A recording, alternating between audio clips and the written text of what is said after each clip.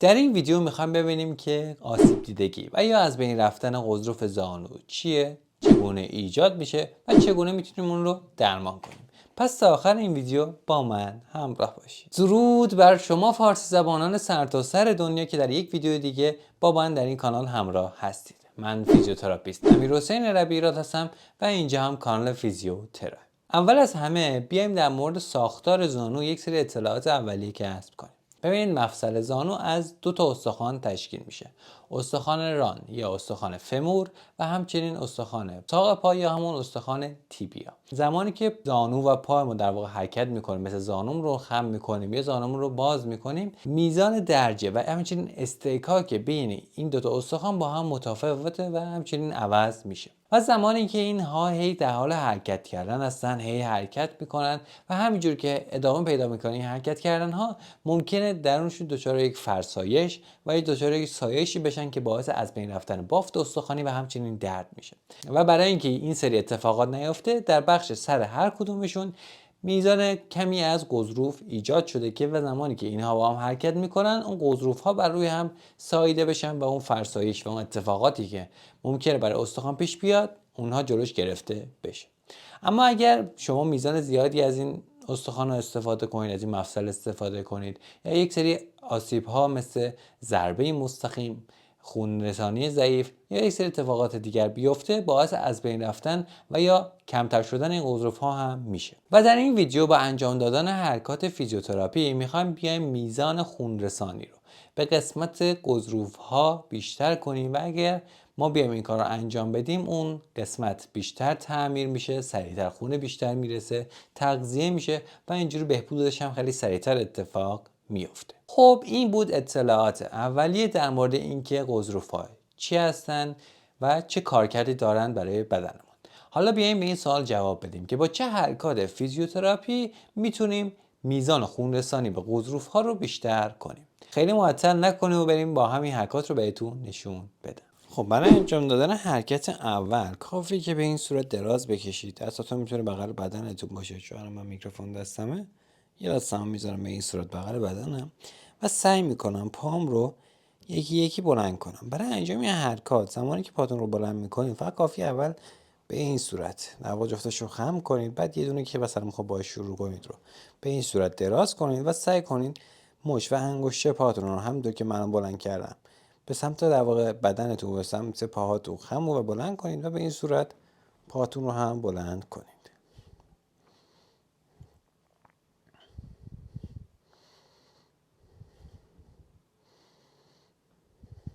و همینجور به همین صورت بلند میکنید. ببینید خیلی نیاز نیست به این صورت بلند کنید، خیلی هم پایین نباشه، تقریبا در راستای همین پایی که در واقع خم کردید سعی میکنید بلند کنید.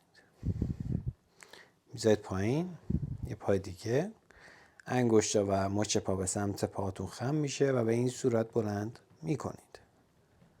میذارید پایین، بلند میکنید، میذارید پایین و این حرکت رو سعی میکنید هی تکرار کنید.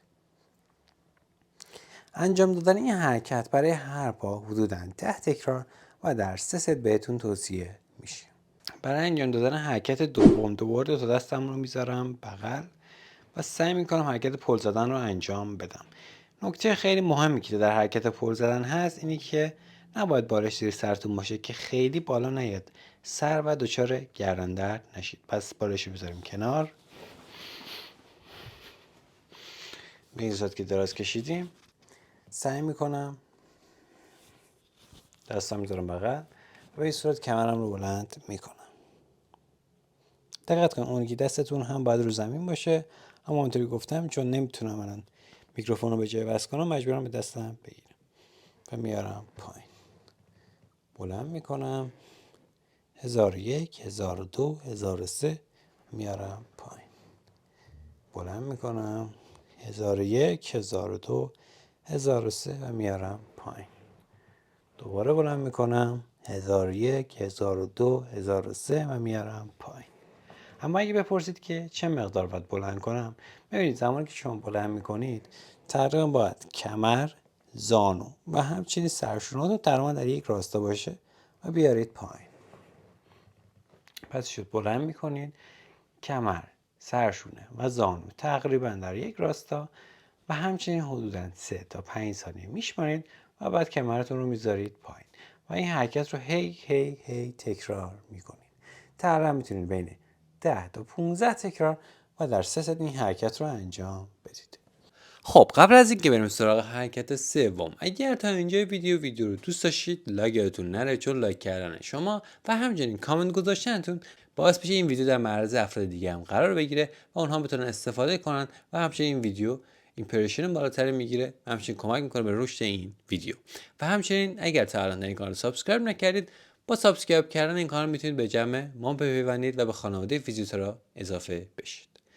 بریم سراغ حرکت سوم. در انجام این حرکت دستمون رو به این صورت، در واقع بین انگشت شست و انگشت اشاره یک حالتی قرار میدیم، میذاریم بالای زانو، روی خود استخوان زانو نباشه، یه ذره بالاتر از زانو میذاریم و به سعی میکنیم به سمت پایین و همچنین هم به سمت پایین هم به سمت در واقع پام، مچ پا، انگشت پام سعی میکنم یک فشاری وارد کنم، میکشم یه ذره، چند ثانیه نگه می‌دارم و ول میکنم، دوباره میکشم، ول میکنم.